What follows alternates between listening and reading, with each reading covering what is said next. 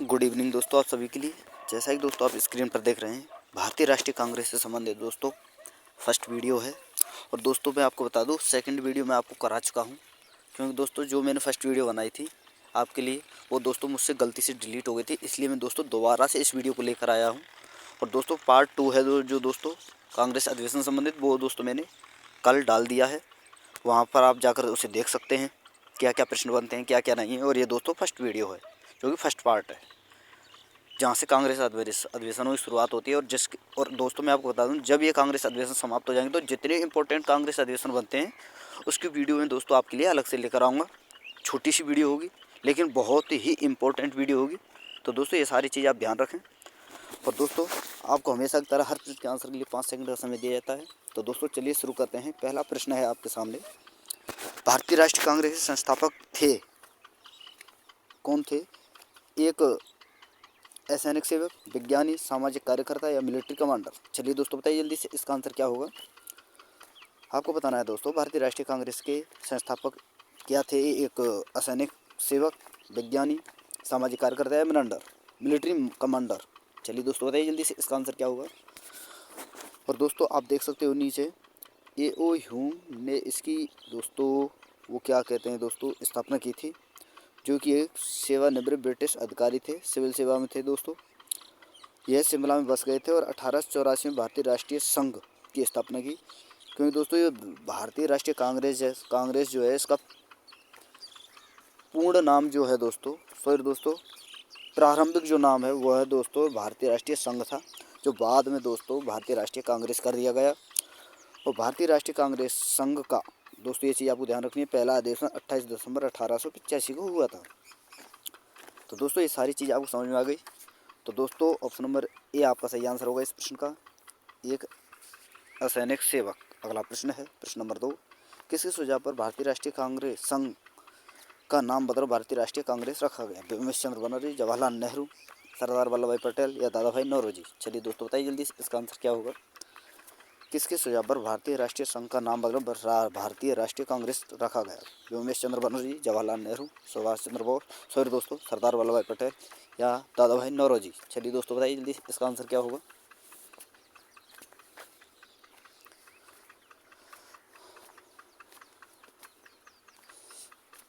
तो दोस्तों option number D आपका सही आंसर होगा, दादा भाई नौरोजी। अगला प्रश्न है प्रश्न नंबर 3, भारतीय राष्ट्रीय कांग्रेस की स्थापना के समय भारत का वायसराय कौन था? लॉर्ड डलहौजी, लॉर्ड रिफिन, लॉर्ड डफरिन या दोस्तों लॉर्ड बेवेल? चलिए दोस्तों बताइए जल्दी से, इसका आंसर क्या होगा? और जो ये वायसराय थे जो भारत के, जब कांग्रेस की स्थापना हुई थी दोस्तों, उस समय उन्होंने क्या कहा था? कांग्रेस का यह कहकर मजाक उड़ाया कि यह सूक्ष्मदर्शी अल्पसंख्यकों की संस्था है। तो बताइए दोस्तों वो कौन से वायसराय थे? और दोस्तों मैं आपको बता दूं, कंटेंट आप देख रहे हो अच्छे से अच्छा और बेहतर से बेहतर कंटेंट है, लेकिन दोस्तों मैं आपके लिए ओनली कंटेंट ला सकता हूं, आपके लिए अच्छे से अच्छा वीडियो ला सकता हूं, प्रश्न ला सकता हूं, लेकिन दोस्तों तैयारी तो आपको ही करनी होगी, क्योंकि तो और ज़्यादा से ज़्यादा रिवाइज भी आपको करना होगा दोस्तों। वीडियो को ज़्यादा से ज़्यादा देखना होगा जब तक कि आपको हर प्रश्न याद ना हो जाए, ताकि किसी एग्ज़ाम आपको प्रश्न सॉल्व करने की कोई दिक्कत ना उठानी पड़े। इसलिए दोस्तों मैं बोल रहा हूँ, कंटेंट आप मेरा और मेहनत आपकी, ये सारी चीज़ें जब आप मेरा साथ दोगे तो मैं भी आपका साथ दूंगा। जब आप ही मेरा साथ नहीं दोगे तो दोस्तों मैं आपका साथ कैसे दे सकता हूँ? क्योंकि जब तक आप मेरी हेल्प नहीं करोगे तो मैं भी आपकी हेल्प नहीं कर सकता।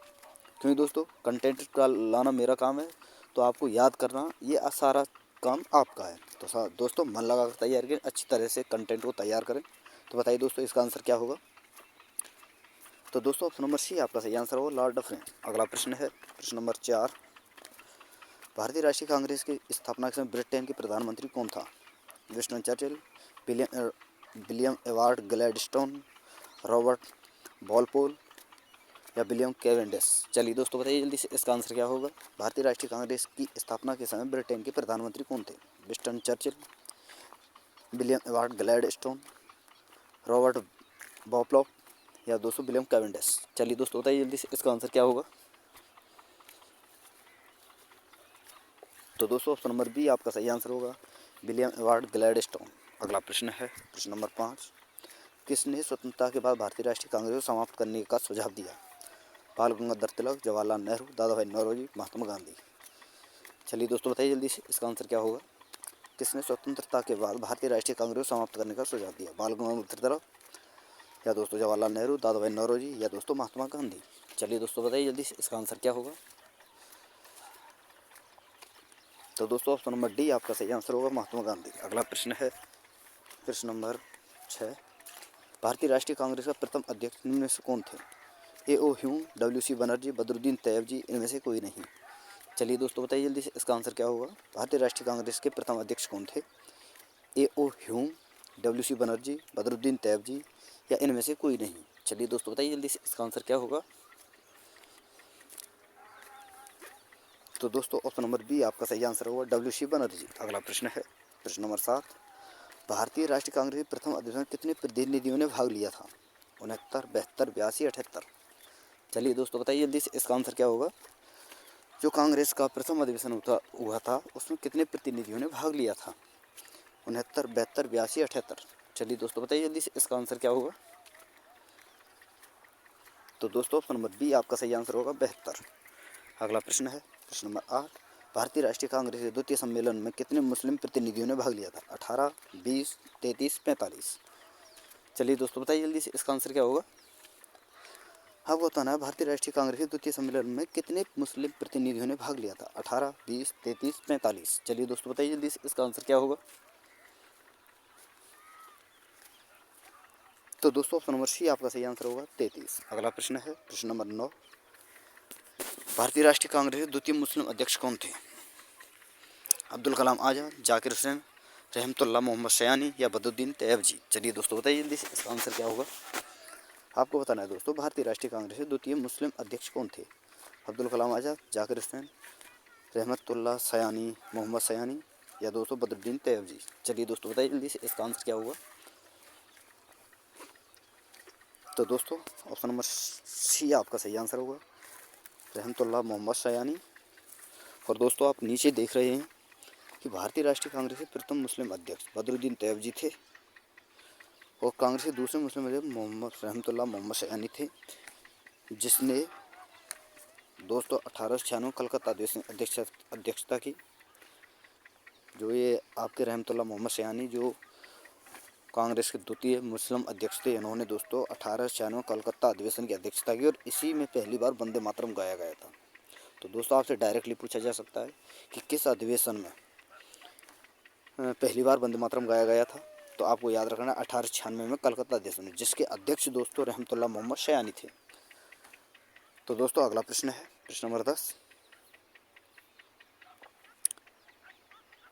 भारतीय राष्ट्रीय कांग्रेस के सबसे ज़्यादा समय तक अध्यक्ष रहने वाले व्यक्ति कौन थे।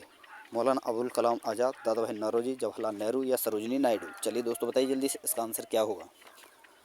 आपको बताना है दोस्तों भारतीय राष्ट्रीय कांग्रेस सबसे ज़्यादा समय तक अध्यक्ष रहने वाले व्यक्ति कौन थे।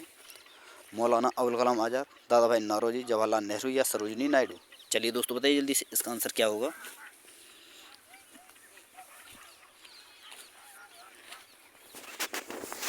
तो दोस्तों ऑप्शन नंबर ए आपका सही आंसर होगा, मौलाना अबुल कलाम आज़ाद। अगला प्रश्न है प्रश्न नंबर 11। भारतीय राष्ट्रीय कांग्रेस की प्रथम महिला अध्यक्ष कौन थी। सरोजिनी नायडू, एनी बेसेंट, कादम्बिनी गांगुली, या इनमें से कोई नहीं। चलिए दोस्तों बताइए जल्दी से इसका आंसर क्या होगा। और दोस्तों मैं बताऊं जो प्रथम महिला अध्यक्ष थी कांग्रेस की, उन्होंने दोस्तों कलकत्ता में पहली बार कोलकाता अधिवेशन की अध्यक्षता की। आपको याद है 1917 के कलकत्ता अधिवेशन की इन्होंने अध्यक्षता की थी। तो बताइए दोस्तों वो कौन सी प्रथम महिला थी जिन्होंने जो कांग्रेस की प्रथम महिला अध्यक्ष बनी दोस्तों कांग्रेस अधिवेशन की। तो दोस्तों ऑप्शन नंबर बी आपका सही आंसर होगा, एनी बेसेंट। अगला प्रश्न है प्रश्न नंबर 12। भारतीय राष्ट्रीय कांग्रेस की प्रथम महिला जिससे कांग्रेस अधिवेशन को संबोधित किया। दोस्तों संबोधित करना और अध्यक्ष बनना ये दोनों चीज़ें अलग अलग हैं, आपको ध्यान रखनी है। तो बताइए दोस्तों ऑप्शन है आपके सामने, Annie Besant, Sarojini Naidu, madam Bhikaji Cama, या कादम्बिनी गांगुली। चलिए दोस्तों बताइए जल्दी से इसका आंसर क्या होगा। भारतीय राष्ट्रीय कांग्रेस की प्रथम महिला जिसने दोस्तों कांग्रेस अधिवेशन को संबोधित किया, Annie Besant, Sarojini Naidu, madam Bhikaji Cama, या कादम्बिनी गांगुली। चलिए दोस्तों बताइए जल्दी से इसका आंसर क्या होगा।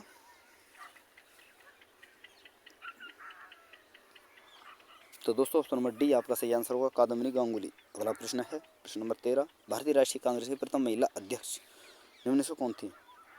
प्रथम भारतीय महिला आपको याद बताना है दोस्तों, सरोजिनी नायडू, पंडित रमाबाई, राजकुमारी अमृत कौर या विजय लक्ष्मी पंडित। और दोस्तों मैं आपको बता दूं,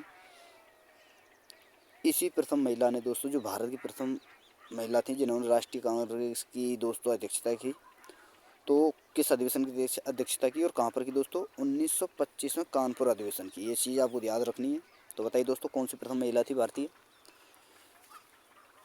तो दोस्तों ऑप्शन नंबर ए आपका सही आंसर होगा, सरोजिनी नायडू, जिन्होंने दोस्तों 1925 में कानपुर अधिवेशन की अध्यक्षता की थी। अगला प्रश्न है प्रश्न नंबर 14। भारतीय राष्ट्रीय कांग्रेस के प्रथम मुस्लिम अध्यक्ष कौन थे? सैयद हसन इमाम, बदरुद्दीन तैयबजी, नवाब सैयद मोहम्मद या फिरोज शाह मेहता। चलिए दोस्तों बताइए जल्दी से, इसका आंसर क्या होगा? भारतीय राष्ट्रीय कांग्रेस के प्रथम मुस्लिम अध्यक्ष कौन थे? सैयद हसन इमाम, बदरुद्दीन तैयबजी या नवाब सैयद मोहम्मद या फिरोज शाह मेहता। चलिए दोस्तों बताइए जल्दी से, इसका आंसर क्या होगा? तो दोस्तों ऑप्शन नंबर बी आपका सही आंसर होगा, बदरुद्दीन तैयबजी। अगला प्रश्न है दोस्तों प्रश्न नंबर 15। भारतीय राष्ट्रीय कांग्रेस का 27वां अधिवेशन किस स्थान पर संपन्न हुआ था? सूरत, गया, रांची या बांकीपुर। चलिए दोस्तों बताइए जल्दी से, इसका आंसर क्या होगा? भारतीय राष्ट्रीय कांग्रेस का 27वां जो अधिवेशन था वह कहाँ पर संपन्न हुआ? सूरत, गया, रांची या दोस्तों बांकीपुर। तो दोस्तों ऑप्शन नंबर डी आपका सही आंसर होगा, बांकीपुर।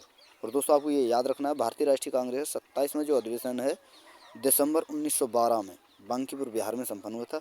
इस अधिवेशन की अध्यक्षता दोस्तों आपको याद रखना है, इस अधिवेशन की जो अध्यक्षता है दोस्तों R.N. मधोलकर ने की थी। किसने की थी दोस्तों? R.N. मधोलकर ने। और इसी अधिवेशन में A.O.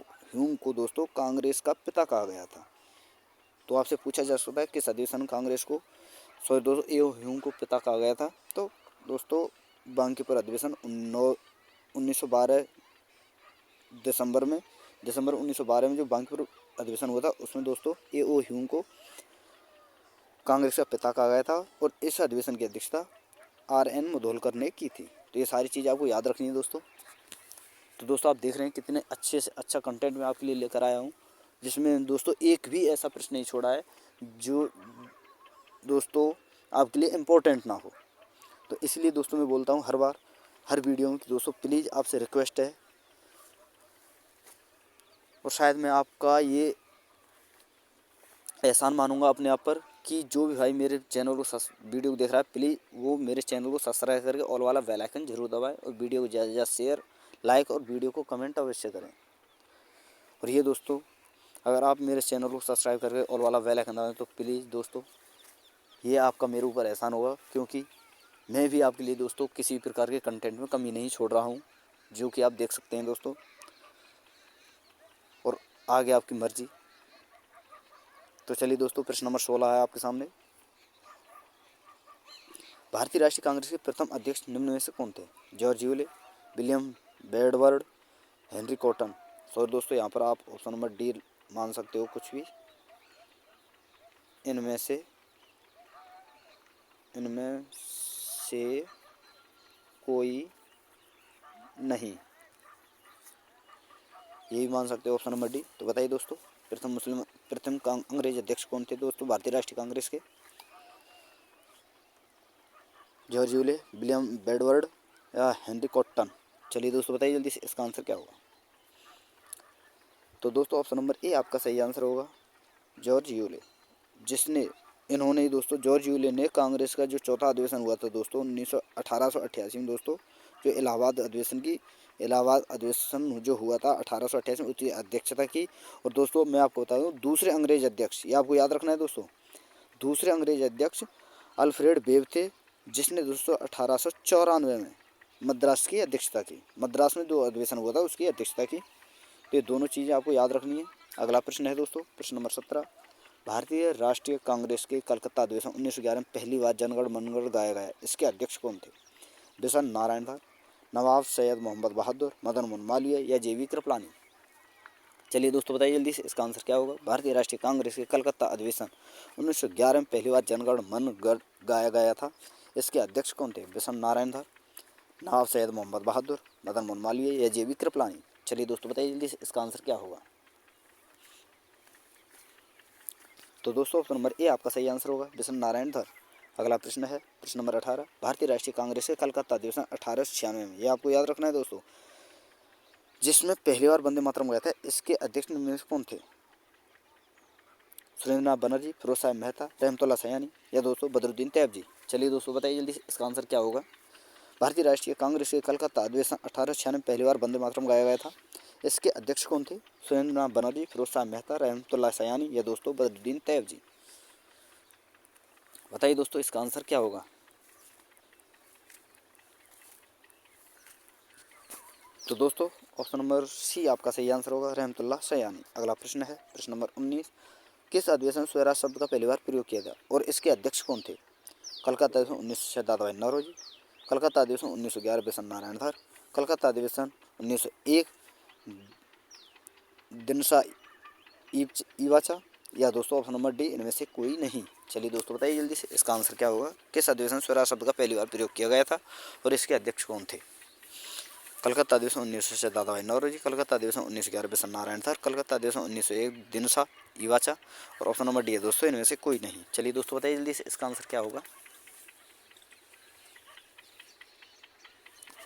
तो दोस्तों ऑप्शन नंबर ए आपका सही होगा, कलकत्ता अधिवेशन 1906 दादा भाई नौरोजी। अगला प्रश्न है प्रश्न नंबर 20, किस अधिवेशन पूर्ण स्वराज का प्रस्ताव पारित हुआ? लाहौर अधिवेशन 1929 जवाहरलाल नेहरू के द्वारा, कराची अधिवेशन 1931 सरदार वल्लभ भाई पटेल द्वारा, लखनऊ अधिवेशन 1936 में जवाहरलाल नेहरू के द्वारा या दोस्तों इनमें से कोई नहीं। चलिए दोस्तों बताइए जल्दी से इसका आंसर क्या होगा। किस अधिवेशन में पूर्ण स्वराज का प्रस्ताव पारित हुआ? लाहौर अधिवेशन 1929 जवाहरलाल नेहरू के द्वारा, कराची अधिवेशन 1931 वल्लभ भाई पटेल के द्वारा, लखनऊ अधिवेशन 1936 जवाहरलाल नेहरू द्वारा या इनमें से कोई नहीं। चलिए दोस्तों बताइए जल्दी से इसका आंसर क्या होगा। तो दोस्तों ऑप्शन नंबर ए आपका सही आंसर होगा, लाहौर अधिवेशन 1929 जवाहरलाल नेहरू के द्वारा। अगला प्रश्न है प्रश्न नंबर 21, किस कांग्रेस के किस अधिवेशन सभी सदस्यों को खादी वस्त्र पहनना अनिवार्य कर दिया गया? गुवाहाटी अधिवेशन 1926, लखनऊ अधिवेशन 1916, गया अधिवेशन 1922 या कराची अधिवेशन 1931। चलिए दोस्तों बताइए जल्दी से इसका आंसर क्या होगा। किस अधिवेशन में दोस्तों खादी वस्त्र पहनना अनिवार्य कर दिया गया सभी कांग्रेस के सदस्यों के लिए? गुवाहाटी अधिवेशन 1926, लखनऊ अधिवेशन 1916, गया अधिवेशन 1922 और कराची अधिवेशन 1931।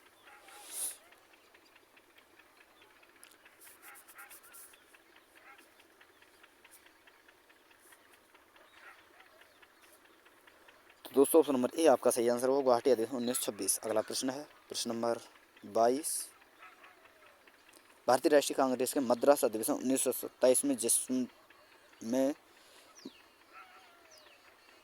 मद्रास अधिवेशन 1927 जिसमें दोस्तों कांग्रेस ने पूर्ण स्वराज को लक्ष्य बनाया, उसके अध्यक्ष कौन थे? मोतीलाल नेहरू, एम.एस. अंसारी, जे.एल. नेहरू या राजेंद्र प्रसाद। चलिए दोस्तों बताइए जल्दी से इसका आंसर क्या होगा। भारतीय राष्ट्रीय कांग्रेस के मद्रास अधिवेशन जो कि 1927 में हुआ, जिसमें दोस्तों कांग्रेस ने पूर्ण स्वराज को लक्ष्य बनाया, उसके अध्यक्ष कौन थे? मोतीलाल नेहरू, एम.ए. अंसारी, जे.एल. नेहरू या राजेंद्र प्रसाद। बताइए दोस्तों इसका आंसर क्या होगा। तो दोस्तों ऑप्शन नंबर बी आपका सही आंसर होगा, एम.ए. अंसारी। अगला प्रश्न है प्रश्न नंबर 23, किस अधिवेशन में गांधी इरविन पैक्ट को मंजूरी मिली तथा इसके अध्यक्ष कौन थे? कराची अधिवेशन 1931 वल्लभ भाई पटेल, बेलगांव अधिवेशन 1924 महात्मा गांधी, लाहौर अधिवेशन 1929 जवाहरलाल नेहरू या इनमें से कोई नहीं। चलिए दोस्तों बताइए जल्दी से इसका आंसर क्या होगा। किस अधिवेशन में गांधी इरविन पैक्ट को मंजूरी मिली तथा इसके वे अध्यक्ष भी थे? सॉरी दोस्तों, तथा इसके अध्यक्ष कौन थे? तो दोस्तों ऑप्शन है आपके सामने, कराची अधिवेशन 1923 वल्लभ भाई पटेल, बेलगांव अधिवेशन 1924 महात्मा गांधी, लाहौर अधिवेशन 1929 जवाहरलाल नेहरू या दोस्तों इनमें से कोई नहीं। चलिए दोस्तों बताइए जल्दी से इसका आंसर क्या होगा। तो दोस्तों ऑप्शन नंबर ए आपका सही आंसर होगा, कराची अधिवेशन 1931 वल्लभ भाई पटेल। अगला प्रश्न है प्रश्न नंबर 24, भारतीय राष्ट्रीय कांग्रेस 1905 के बनारस अधिवेशन का अध्यक्ष कौन था? सुरेंद्रनाथ बनर्जी, फिरोज शाह मेहता, गोपाल कृष्ण गोखले या दिनशा वाचा। चलिए दोस्तों बताइए जल्दी से इसका आंसर क्या होगा। भारतीय राष्ट्रीय कांग्रेस 1905 के बनारस अधिवेशन का अध्यक्ष कौन था? सुरेंद्रनाथ बनर्जी, फिरोज शाह मेहता, गोपाल कृष्ण गोखले या दोस्तों दिनशा वाचा। चलिए दोस्तों बताइए जल्दी से इसका आंसर क्या होगा। तो दोस्तों ऑप्शन नंबर सी आपका सही आंसर होगा, गोपाल कृष्ण गोखले। और दोस्तों इस वीडियो का अंतिम और अगला प्रश्न है दोस्तों प्रश्न नंबर 25, भारतीय राष्ट्रीय कांग्रेस के किस अधिवेशन उदारवादियों और उग्रवादियों को दो भागों में विभाजित किया गया? यानी आपको बताना है दोस्तों, भारतीय राष्ट्रीय कांग्रेस किस अधिवेशन में उग्रवादी, उदारवादी, नरम दल और गर्म दल में विभाजित हो गई थी? लाहौर अधिवेशन 1909, कलकत्ता अधिवेशन 1911, सूरत अधिवेशन 1907 या कराची अधिवेशन 1913। चलिए दोस्तों बताइए इसका आंसर क्या होगा। किस अधिवेशन में दोस्तों कांग्रेस दो भागों में यानी उदारवादियों और उग्रवादियों यानी नरम दल और गरम दल में विभाजित हुई थी। लाहौर अधिवेशन 1909, कलकत्ता अधिवेशन 1911, सूरत अधिवेशन 1907, कराची अधिवेशन 1913। तो दोस्तों ऑप्शन नंबर सी आपका सही आंसर होगा, सूरत अधिवेशन 1907। तो दोस्तों यहाँ पर हमारी ये वीडियो समाप्त होती है। और दोस्तों अगर आपको वीडियो पसंद आई हो तो प्लीज़ आपसे रिक्वेस्ट है दोस्तों कि हमारे चैनल को सब्सक्राइब करके ऑल वाला बेल आइकन तो जरूर दबाएं। और दोस्तों वीडियो ज़्यादा से ज़्यादा शेयर करें, लाइक करें और दोस्तों कमेंट अवश्य क्या करें, क्योंकि दोस्तों उन्हीं कमेंटों से हम हाईलाइट कमेंट लगा कर और जिस भाई की हाईलाइट कमेंट होती है दोस्तों उसके लिए हम फ्री में साइंस के नोट्स प्रोवाइड कराते हैं। तो दोस्तों प्लीज़ आपसे रिक्वेस्ट है इस चैनल को सब्सक्राइब और वाला बेल आइकन जरूर दबाएं और कमेंट अवश्य करें। तो थैंक यू दोस्तों, फिर मिलते हैं नई वीडियो के साथ। धन्यवाद।